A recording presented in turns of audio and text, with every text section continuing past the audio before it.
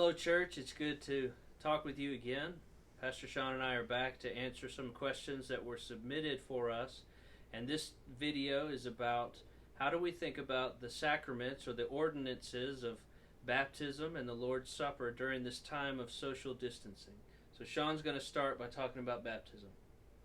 And so as Baptists, we know this is one aspect of what we believe the Bible teaches that is very much part of our identity.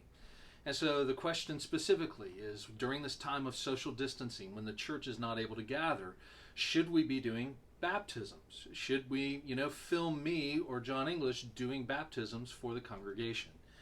And the short answer is no. But let me go ahead and unpack that a little bit. So first of all, we know that Matthew chapter 28, where we have the Great Commission, it tells us to go forth and baptize. Of course, in Acts chapter 2, as Peter finishes his Pentecost sermon, it says, so those who received his word were baptized, and there were added that day about 3,000 souls. If we continue on through the New Testament especially, we are taught that baptism is an ordinance to be practiced in the presence of the congregation. That is just something we see.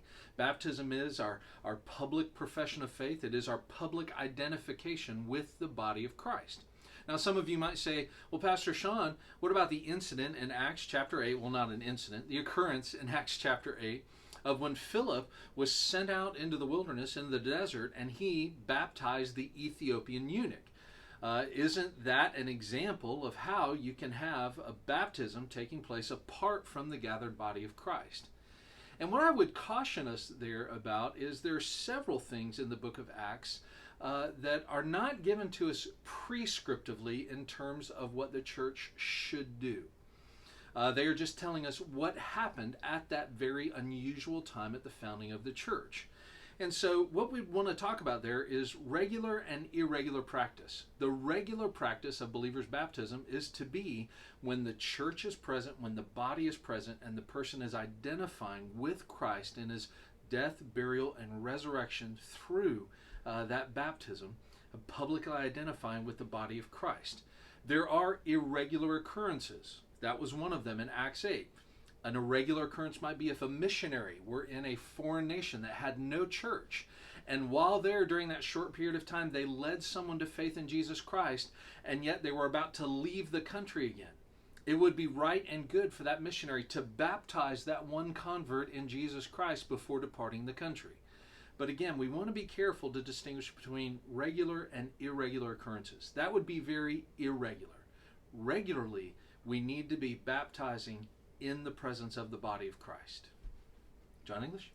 Right. So as we're thinking about the other ordinance, we should think about the Lord's Supper. And is that something that we could take at home? Should we pull everybody at home during our Sunday morning live stream? Should we pull out a bottle of wine and some bread and have the Lord's Supper individually or as families?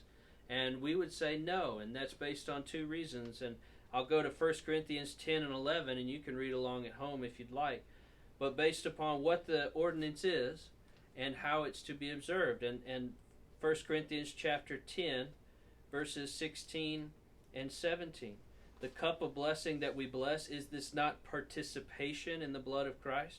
The bread that we break, is this not participation in the body of Christ? That's koinonia, that's fellowship. But there is one bread. We who are many are one body, for we all partake of one bread. And we're proclaiming something about the body of Christ when we all partake together. We're proclaiming our unity, and that cannot be if we are all separated. Furthermore, chapter 11 of 1 Corinthians speaks about the Lord's Supper. Paul says in verse 18, when you come together as a church. Verse 20, when you come together. Verse 33, when you come together. This is meant to be done as the local body gathers together under the preaching of the word and by faith. That's how this Lord's Supper is to be administered. And so that's our answer about the two ordinances during this time of social distancing.